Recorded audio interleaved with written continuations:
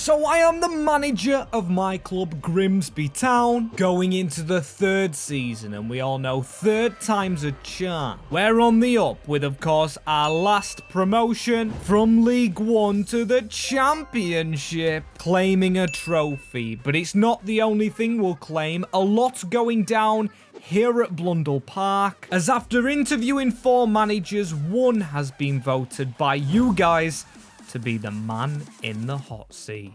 As yes, welcome people to season 3 of the Grimsby to Glory, and as you can see right here, Troy Deeney is Grimsby manager. Would he have been my choice? I'm not gonna lie to you guys, he's probably the least one I would want, but I'm all for giving people chances, as the only fair way to actually see if he's the right man or not is talk to the man who's actually calmed down with his clothing. Troy, first things first, thanks for wearing something normal. What I want to say is I want to keep counter-attacking and of course leave the rest up to you in this championship season. As he says, thank you for the job, and counter-attacking suits me. I'm an aggressive thinking manager, an authoritarian that likes good football. So I want my defense solid, I want a target man up front. If we're going to play counter-attacking, we do it my way, and we stay in the championship. Which I say, sounds good to me. Survival is all I want, I don't expect a triple promotion. But let's talk about Sean Pearson. He wants to stay on as a coach. Are you accepting to that, or do you want to bring in your own coaching team, which you may have had at Forest Green? To which he says, I'm all for Pearson. I don't mind him being my assistant, coach, whatever. As long as he's still here, I'm happy. Which I guess is an okay thing, as the next thing we have to speak about, a new season with the mods back, means new kits. As the first one, well, not much room for maneuvering, black and white stripes, didn't want to go for the real life one, just wanted to try a different design with a little bit of jagged lines. As the away kit, well, looks like someone tripped in Willy Wonka's chocolate factory right there. Like a sweet wrapper, that one. Don't know what to think about it really, but this goalkeeper kit, an upwards arrow in green, is that symbolic? Well, I'll tell you, it is for our double promotion. Got a goalkeeper upgrade kit, as we probably need to upgrade our keeper, along with a lot of players in this first team. As budget this season for the championship, 9 million. That is enough to probably survive, but I don't know about much more than that. As let's check first as well, players running out of contract. Right, wow. There's more than I thought. There is a lot to do here. I believe signing them up straight away would be a bit unrealistic, because of course if the manager doesn't want them, doesn't like them in his first few games, he can get rid of them. But one player that he's not getting rid of, because I will step in if he tries, Nathan Marriott. I'm going to offer him a 4-year deal. I am overruling Troy Deeney immediately in this one. He even has the number 9 shirt, and he's just come back from his loan. Exciting prospect in the championship. I cannot wait to use him and add more players just like him. But straight after completing the deal, Troy Deeney wants to speak to me, saying, MWS, why have you gone and interfered with player management? I thought you hired me to be the manager and not you be the manager. You are the owner of the club, and I'm the person in charge of the team. Well, I'm going to say, Troy, it's a joint thing at this club right here. I don't know what you've heard of Grimsby. Not a great start there. Getting off a bit on the wrong foot, but hey, we've just got to get to the right foot now. And I believe I know where we start. With this man, David Washington. He has gone back to Chelsea. He's valued at 5.5 million. Takes a huge chunk of our budget out. So maybe in getting him, we try and go for a loan to buy it, make sure we don't have to pay his contract straight away, cause that's a lot of money as well. So that's what I'm going to try. Please accept it, Chelsea. Poch does. Poch still in charge of Chelsea. Little bit awkward here, isn't it? As I don't mind splitting the wage bill, and a 4.3 transfer fee is perfect for me. Of course, if we're still in this division, because if we do get relegated, the realism of signing Washington permanently in League One on a 40k contract? Just doesn't seem right to me, as he's straight in the team as well. And I have to address something as well right here, just before we get going. The poll of the player of the season hasn't come out for me yet. I am recording these videos in a weird order, so for that, I apologize. So I don't know if it's him or Pasalic maybe who's got an upgrade. And a play style, it might be Savage or it might be Danny Rose wherever he is. Back to a backup option. Sorry, Rosie, but hey, it might go all rosy for you being off the bench. You're a championship player, the least that man deserves. But we deserve, or need to, required to sign another central midfielder and definitely a centre-back. That as well as a goalkeeper, and the wages for Washington have took us down to 8 million. We've got to try and be good with this budget. As also another thing I've clocked, Adam Lallana's rating's probably gone down, but you guys suggested when we were in League One to sign this man up, Emre Bilgin. Playing for Besiktas, I didn't think it was realistic for League 1 level at least, but the Championship, maybe. If we could get him for his evaluation with a cheeky sell-on clause as well, the 21-year-old would be good, as that offers okay. I'm not overly confident in the sell-on clause involved, but Biglin, or Bigdin, I've already forgotten his name. Cheerful and still in black and white, as he's going to be wearing green actually, the big arrow, but welcome to the Mariners. He's going to take the #1 shirt, as we don't need 4 keepers at the club, of course. Austin Smith back from his loan, and I think he can stay here. So Eastwood is transfer listed. He's the chosen one to go out, and we need to choose a centre-back. Again, a first-team centre-back to go ahead and sign. But one thing I've realised about, of course, being in the second tier of England, we can sign from the Premier League. Neil Maupay on the transfer list. Now, he's very similar to Troy Deeney, not in size or stature, but in shithousery. That would be good, but would he get us anywhere in the division? I don't think so. But Luis Fiorini, on the other hand, only 23-year-old and the same rating as Lallana. As that's Eastwood out the club, who's only sold for 300k. That is peanuts to us in the Championship. Need a bit more cash than that. But not to worry really, because that cash goes straight from a transfer to a wage for Fiorini, who joins the Mariners. As he's actually a higher rating now than Adam Lallana, so perfect time for him to come, as that is the team looking better, but still not complete. As I did receive this offer, Charles Vernam, almost $1 million from Swansea in this division, but that's the reason I rejected it. Not that I'd be unwilling to sell Charles Vernam. We do have Campbell, the other left winger, and of course the youngster Marriott. But selling to a league rival just doesn't sit well with me, as we've got £4 million left because wages are expensive. As it's got me thinking maybe we save money and actually go for another loanee, as one player recommended before, Alfie Gilchrist. A friend for David Washington, as do we go loan to buy? I'm actually going to try it with Chelsea, and they do accept that offer. As 2.8 for a future fee. Of course, if we agree to that, sounds very good to me. Welcome, Alfie Gilchrist. Very good signing to me. As oh my days, Mario Pasalic.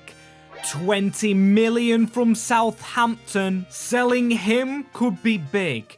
Make Grimsby very rich. But do we want to sell our Croatian again to a league rival? As are they in the division? They are in 19th. So I don't want to sell him yet. And I know that may sound crazy, but I believe this season in the Championship we are fighting for our lives. So I'm saying no to the Saints, as I don't want to fuel them any further. Want us to have a good chance this season, as pre-season's not gone very well, beaten by Huddersfield, who we know are a low-tier Championship side anyway. Or not always low-tier, they go up and down the division like mad, as Luton Town are our first game, And that's actually a mad difficult one. Then again, none of them gonna be easy, as that is our team once it's rested up. We've got to rely on Washington and Pasalic again this season. And I am giving a start to young Marriott on the left, throwing him straight in the lineup ahead of Charles Vernon. As can Troy Deeney, who's only ever managed at League 2 level, beat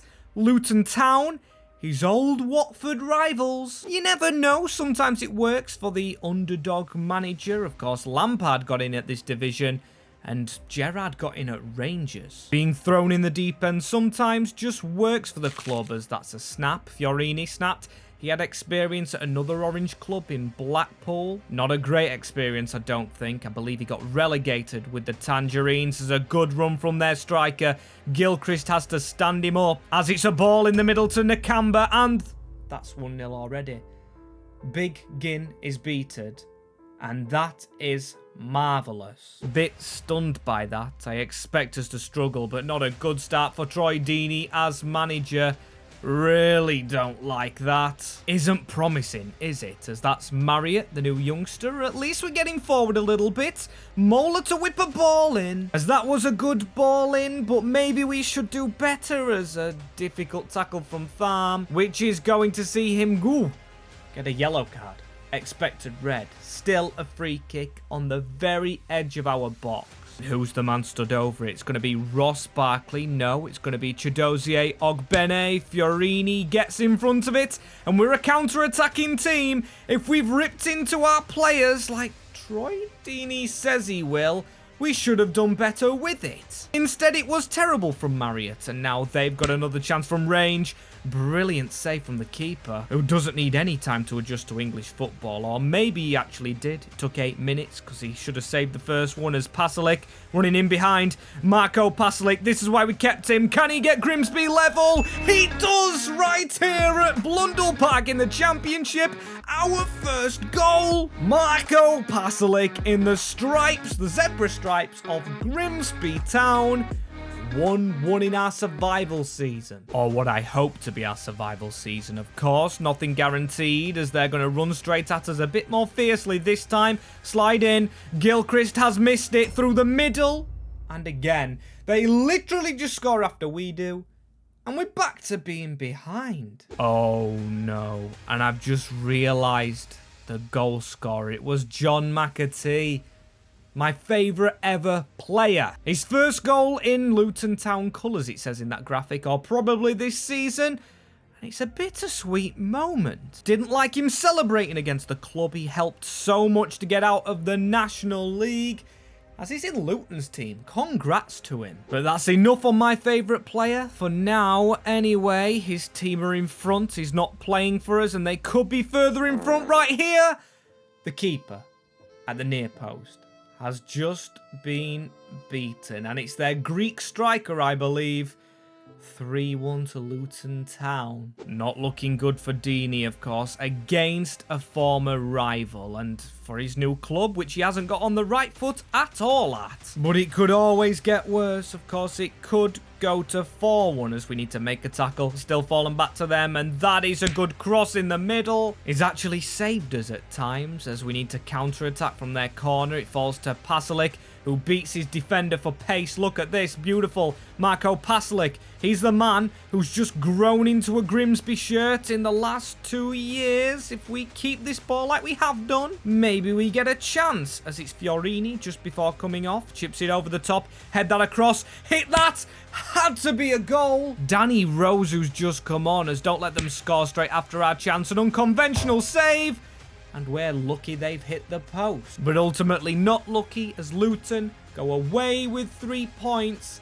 And worse for me, McAtee's had a blinder. As afterwards, Troy asked about his Grimsby Town managerial debut, to which he fumes was not good, but he didn't see his team play well enough. He's not happy, I'm not happy, but the man who's going to be really unhappy is Bobby Draper, our scout, as I am going to fire him. Feel like we need a pick-me-up after that last game, and Oliver Emil, I think, the Finnish man, looks pretty good and won't cost all of our budget, as we are going to keep sending him to England just for now. Maybe when we're a Prem club, we can have more scouts and go to different places. But for now, we're staying in England with the scout that is magic, because this is our academy this year. Of course, we only do it at the start of the year, and he's found Ewan Summers and also David Cairns as centre-back, who is already the same rating as Harvey Rogers. Or one less, actually, my bad. I didn't actually see the rating properly, but you can see I've changed all the kits of the little player faces, and Summers, he's made my job difficult, because of course he's just behind Marriott, who of course is another youngster, but he does look like he has more potential. But maybe we could switch him up. A cam takes 2 weeks, and them stats do look attacking midfielder-wise. The only problem is we don't play one. I'm all up for changing, as this man played the role last year, Jacob Bell, who I kept calling Jason. I might try and loan him out. And same with Nathan John, who's gone down the pecking order a bit. Dexter Holland, I think your time is up, mate. You're released. And same with Cameron Gardner, the real-life Grimsby player, who I hope comes on strong this season, but he's not done here. So we'll loan a few of them lads out as Nathan Marriott gets a bid in. Right, could we actually do this now we've got Summers at the club? Negotiate, negotiate. That is what we're going to do. We need a bigger fee. Of course, they are a top club. 5 million price tag. 3.7 I'm not accepting, and you only get one chance with me, mate. I want to keep him at the club, of course. So goodbye, Mr. Nice, guys. Not nice enough in the end, are you? As now we've got Norwich City, who are going to be our first simulation in this division. David with a goal and Lima with a goal. It is a 1-1 draw with the Canaries and a point towards survival, which I can't believe I'm talking about. But we talked about it last season, ended up winning the league, as we're out of the League Cup here. Stoke scoring late on, but hey ho, we don't care about that, as Jacob Bell gets his loan out. He's going to play in the second Spanish division. As good luck to him. I hope he has a better time than that last game last season where Pearson trusted him. If you haven't seen that, watch the last vid. And you never know, once he comes back, there may be a position to play him in, as we've got beaten by Sunderland 3-1. A home defeat, which is never nice. But at least we're getting cheered up after not winning games, as Wilson, who we've took ages training, is finally a right back. Love to see that, as also love to see John getting a loan deal. Where did he end up going? To Ipswich? Are they Premier League? No, they're in our division, and they're actually doing better than us already. Brentford down here, didn't check the table. Brentford, Hull City, Watford, Southampton, everyone like that. And then below, as we are just outside of the zone right now, but we play Rotherham. A team, of course, we got promoted with last year, a 0-0. Boring, move on, get it out of my face, I don't care about it. As quite frankly, we should be doing better against a team that we beat last time in the division, as West Brom. How do we do against the Baggies? First highlight package of the championship, and of course I'll get the first highlight. I've got a feeling we'll get one and get forced to, of course, take it, which I'm never good at doing. And they've got the second highlight, and it's one of these solo runs again, which is so annoying. But Kane Wilson against his former club, and yes, a counter-attacking opportunity, but look at the bounce of the ball. How are we supposed to get on that, referee, or whoever's in charge right here, EAFC, whatever, as now West Brom are going to come at us, and they're going to miss the target. I mean, the game really helped us out there by stopping them in the tracks, not letting the shot off, as can we get a pass off? We're just going to keep this ball right here. Retain the highlight. Look at that for a slip through. Now, can we get a slip through again from Fiorini? Almost that time. And it's already reached the second half. And I didn't see whose highlight it said. Is it ours? It looks like it. And a counter-attacking opportunity. We should be good at this if Danny Rose can run onto it. Doesn't have the legs anymore, but a 0-0 with the Baggies isn't the worst thing as the next game though. Watford, of course, Troy Deeney's old team, and he's yet to pick up a win. Troy, huge game here. We've got to beat your old club. No points on the board. After 5 games gone, can you make any promises that this will get a little bit better? We don't look like scoring a goal when we level, and we look like just conceding goals. To which he says, don't undermine me. This is my second job. You took the risk in getting me here, and I'm gonna try and bring the reward by any means necessary. I don't need this interference. You're a very loud owner, and it's doing my head in.